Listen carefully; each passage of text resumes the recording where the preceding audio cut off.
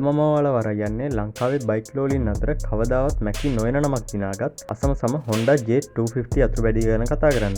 දැන් 2026 වසර වුණත් J එකේ තියෙන පෙනුමයි එන්ජින් එකේ සද්දය නිසා තවමත් මේ බයික් එකට තියෙන ඉල්ලුම නම් පොඩ්ඩක්වත් අඩු වෙලා නැහැ. අද වීඩියෝ එකෙන් මම බලාපොරොත්තු වෙනවා මේ බයික් එකේ තාක්ෂණික පැත්ත, රයිඩින් එක්ස්පීරියන්ස් එක, නඩත්තුව සහ 2026 වෙළඳ පොලේ මෙහි වටිනාකම ගැන ඔයාලට සම්පූර්ණ විස්තරයක් දෙන්න. ඒ වගේම ගොඩක් දෙනෙක් මගෙන් අහපු දෙයක් තමයි තමන්ගේ අතේ තියෙන මුදලට තව කීයක් හරි ෆිනෑන්ස් එකක් දාලා මේ වගේ බයික් එකක් ගන්න පුළුවන්ද කියන එක. ඒ නිසා මම වීඩියෝ එක අවසානයේදී ෆිනෑන්ස් එකක් දාගන්න විදිය සහ ඒකට ඕන කරන ලියකියවිලි ගැනත් පැහැදිලිව කියලා දෙනවා. ඒ නිසා වීඩියෝ එක ඉවරන කම්ම මාත් එක්ක රැඳිලා ඉන්න. අපි යමු වීඩියෝ එකට.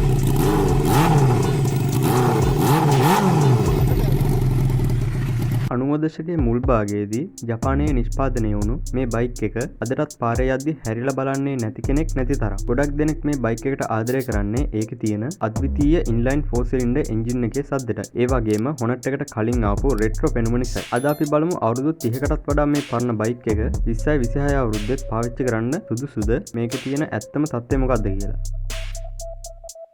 දැන් අපි බලමු J එකේ පෙනුම ගැන. මේකේ තියෙන්නේ සරල හැබැයි ගාම්භීර රෙට්‍රෝ ස්ට්‍රීට් ෆයිටර් ලුක් එකක්. ඉස්සරහින් බලද්දි මුලින්ම පේන්නේ මේ රවුම් හැඩේ ලොකු ක්ලාසික් හෙඩ්ලයිට් එක. මේක බයික් එකට පරණ වුණත් අලුත් පෙනුමක් දෙනවා. ගොඩක් අය මේකට LED බල්බ් එකක් දාලා ටිකක් මොඩර්න් කරගන්නවා. J එකේ තියෙන ටිකක් දිගටි හැඩකාර ඉන්ධන ටැංකියක්. මේකේ තියෙන Honda logo එක සහ ඒ නිමාව නිසා බයික් එකට ලොකු පෙනුමක් ලැබෙනවා. චැසියන් ෆ්‍රේම් ගැන කතා කරොත් ස්ටීල් පැඩල් ෆ්‍රේම් එකක් තමයි මේ බයික් එකට තියෙන්නේ. අවුරුදු 30ක් පරණ වුණත් ජපාන් තාක්ෂණය නිසා අදටත් මේ ෆ්‍රේම් එකේ ශක්තිමත් බව උපරිමයි. ඔය විදිහටම මීටර් කන්සෝල් එක ගැන කතා කරොත් මේකේ තියෙන්නේ සම්පූර්ණයෙන්ම ඇනලොග් මීටර් දෙකක්. RPM මීටර් එකයි ස්පීඩෝමීටර් එකයි. මේ මැදින් තියෙන පුංචි ටෙම්පරේචර් ගේජ් එකෙන් එන්ජිමේ රත් වීම බලා ගන්න පුළුවන්. ඒ කාලේ විදිහට මේ ඩිසයින් එක හරිම ක්ලීන්. බිල්ඩ් ක්වොලිටි ගත්තොත් අද කාලේ එන බයික් වල වගේ නෙමෙයි. J එකේ ගොඩක් තැන්වල හොඳ ප්‍රමිතියෙන් යුතු ලෝහ සහ ශක්තිමත් ප්ලාස්ටික් වර්ග භාවිත කරලා තියෙනවා. ඒ නිසා මේවා මෙච්චර කල් පවතින්නේ. දැන් අපි කතා කරමු J එකේ හදවත ගැන. මේ බයික් එකේ තියෙන්නේ 249cc liquid cooled inline 4 cylinder engine. මේකේ තියෙන විශේෂත්වය තමයි සිලින්ඩර් 4ක් තියෙන නිසා ඒ whining sound එක.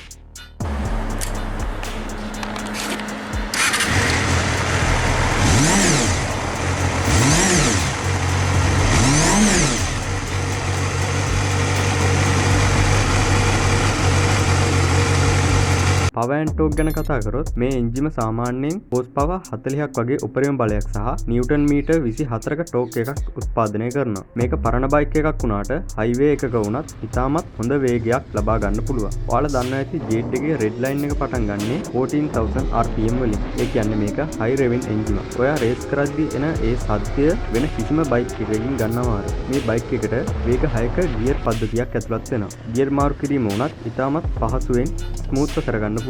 සිලින්ඩර් 4ක් තියෙන නිසා ভাইබ්‍රේෂන් ගොඩක් අඩුයි. ඔයා ස්ලෝ ස්පීඩ් එකක ගියත්, හයි ස්පීඩ් එකක ගියත් කොයි විදිහකට බයික් එක පැද්දත් හරිම ස්මූත් විදිහට බයික් එක පැද ගන්නවට පුළුවන්. හැබැයි මතක තියාගන්න මේ එන්ජිම අවුරුදු ගාණක් පරණයි. ඒ නිසා කාබියුලේටර් සෙටින්ග්ස් සහ කූලන්ට් සිස්ටම් එක ගැන හරියට බලලා ඒවා නඩත්තු කරලා තියාගත්තේ නැත්නම් එන්ජින් එක රත් වෙන්න ඉඩ තියෙනවා.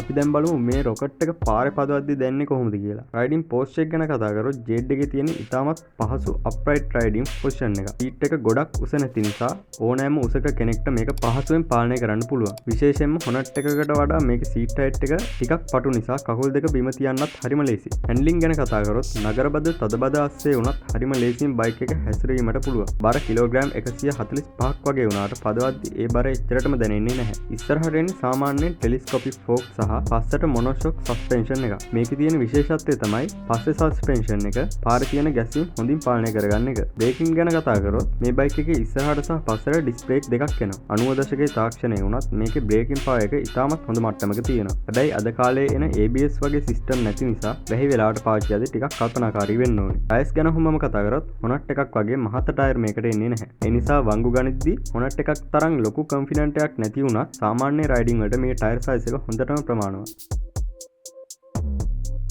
අපි දැන් කතා කරමු ගොඩක් දෙනෙක් අහන ප්‍රශ්නයක් ගැන. ජෙට් එකක් පාවිච්චි කරන එක ලාභද? ෆුල් කන්සම්ප්ෂන් පැත්තට ගත්තොත් ඇත්තටම කිව්වොත් මේක ඉන්ධන පිරිමැස්ම අතින් ඉහළම බයික් එකක් නෙමෙයි. සාමාන්‍යයෙන් ලීටර් එකකට කිලෝමීටර් 25 30 අතර ප්‍රමාණයක් තමයි බලාපොරොත්තු වෙන්න පුළුවන්. ඒකත් ඔයා බයික් එක පදවන විදිය සහ කාබියුලේටර් සෙටින්ග්ස් අනුව වෙනස් වෙනවා. මේන්ටෙනන්ස් පැත්තට ගත්තොත් මේක ඉන්ලයින් 4 බයික් එකක් නිසා සාමාන්‍ය බයික් එකකට වඩා නඩත්තු වියදම් ටිකක් වැඩි. එන්ජින් ඔයිල් දාද්දී ලීටර් 2කට වඩා යනවා. ඒ වගේම ස්පාර්ක් ප්ලග් 4ක් මාරු කරන්න වෙනවා. ස්පෙයා පාර්ට් ගැන කතා කරොත් ලංකාවේ ජෙට් එකට අවශ්‍ය ස්පෙයා පාර්ට් හොයාගන්න එක ඒ තරම් අමාරු නැහැ. පාවිච්චි කරපු ජපාන් පාර්ට්ස් වගේම අලුත් පාර්ට්ස් ඕනෑ තරම් කඩවල් වල තියෙනවා. මේ බයික් එකේ ප්‍රධාන වශයෙන්ම අවධානය යොමු කරන්න ඕනේ කූලින් සිස්ටම් එක ගැන. රේඩියේටර් සහ කූලන්ට් හරියට තිබුණේ නැත්නම් එන්ජිමට හානි වෙන්න පුළුවන්. ඒ වගේම කාබියුලේටර් ටියුන් කරන එක දන්න කෙනෙක් ලවා කරගන්න එක ගොඩක් වැදගත්.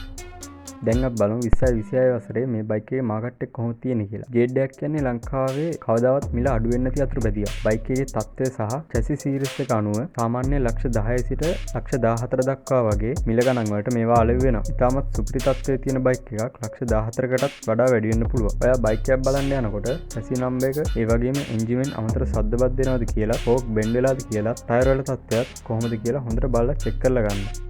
දැන් අපි කතා කරමු ගොඩක් දෙනෙක් බලාගෙන හිටපු ෆිනෑන්ස් විස්තරය ගැන. ඇත්තටම ජෙට් එකක් වගේ පරණ ජපන් බයික් එකකට ලීසින් දාගන්න එක ලේසි වැඩක් නෙමෙයි. හැබැයි ඒවා සුපිරි තත්ත්වයේ තියෙන බයික් එකක් විශ්වාසවන්ත තැනකින් ගන්නවා නම් ඒ වැඩේ ගොඩක් ලේසි වෙනවා. අන්න ඒ වගේ තැනක් තමයි යුමෝදේ මෝටර්ස් කියන්නේ. ඔයාලට පුළුවන් එතනින් ඉතාමත් හොඳ තත්ත්වයේ බයික් එකක් ගන්න. ජෙට් වර්ගයේ යතුරුපැදි විතරක් නෙමෙයි අනිකුත් වර්ගත් මිලදී ගන්න. විශේෂයෙන්ම බයික් එකේ වටිනාකම 150ක වගේ මුදලක් තියෙනවා නම් ඉතිරි ටික ෆිනෑන්ස් පහසුකමක් යටතේ සකස් කරගන්න ඕන් උදව් කරනවා. මේ සඳහා ඔයාගේ අනන්‍යතා පත්‍රය, පදිංචිය තහවුරු කරන ලියකියවිලි සහ ආදායම් වාර්තා වගේ දේවල් තමයි ප්‍රධාන වශයෙන්ම අවශ්‍ය වෙන්නේ. හැබැයි මතක තියාගන්න, ෆිනෑන්ස් එකක් දාගන්න කලින් බයික් එක පොත ඔරිජිනල් බව වගේම RMV වාර්තා ගැන සැලකිලිමත් වෙන්න ඕනේ. යුමෝදේ මෝටර්ස් එකේ තියෙන බයික් වල විශේෂත්වය තමයි ඔවුන් මේ ලියකියවිලි ගැන ගොඩක් සැලකිලිමත් වෙන එක. ඉතින් මේ ගැන තවත් විස්තර දැනගන්න, එහෙමත් නැත්නම් ඔයාටත් ජෙට් එකක් ෆිනෑන්ස් දාලා ගන්න පුළුවන්ද කියලා හරියටම දැනගන්න මම මේ ස්ක්‍රීන් එකේ දාන කන්ටැක්ට් නම්බර් එකට දැම්ම කෝල් එකක් දීලා විස්තර අහගන්න. ඔවුන් ඔයාට සම්පූර්ණ මඟ පෙන්වීමක් ලබා දෙවි.